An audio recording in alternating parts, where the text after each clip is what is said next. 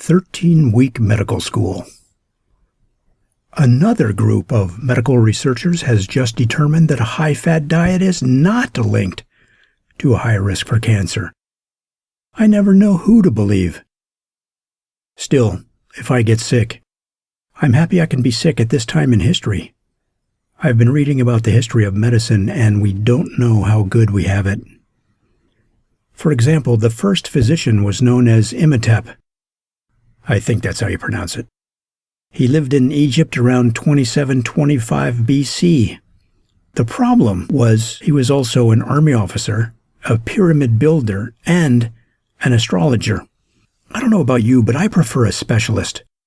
I don't want the guy that is going to replace my heart tell me, I'm also an eyeglass designer, software engineer, and twice a week I captain a tugboat.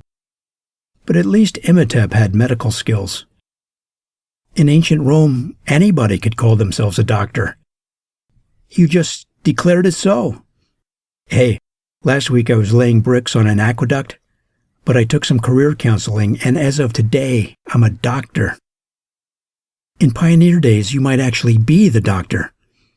If you were in the wilderness and broke something, you had to operate on yourself. And your HMO still only covered 80%.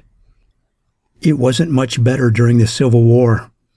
Then medical school only lasted 13 weeks. It takes longer than that now to go to welding school. In the last 2 weeks of your 13-week medical school, you did your internship and residency, and then you bought a Porsche and began to talk down to nurses. Actually, at some of the better schools during the Civil War, like Yale, medical school lasted 2 years, except that the second year was just a repeat of the first year. They figured if you didn't get it the first time, you would the second. Hey, I wonder what will be on the test.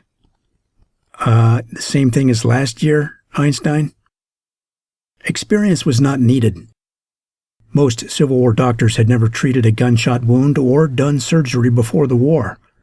They learned as they went. Amputation was the most common battlefield surgery. Doc, the other leg? Yeah, the one with the big hole in it where the muzzle ball ripped through. Some soldiers were turned down for service because they didn't have enough teeth to bite off the end of powder cartridges used to load the muzzle-loading rifles. I see people at the state fair that couldn't even get into the Confederate Army. But of course, things were much better by the 1900s, right? Well, consider that in 1920, it was common for your doctor to also be your barber. Say, Doc, can you take out my appendix and give me a shave and a haircut?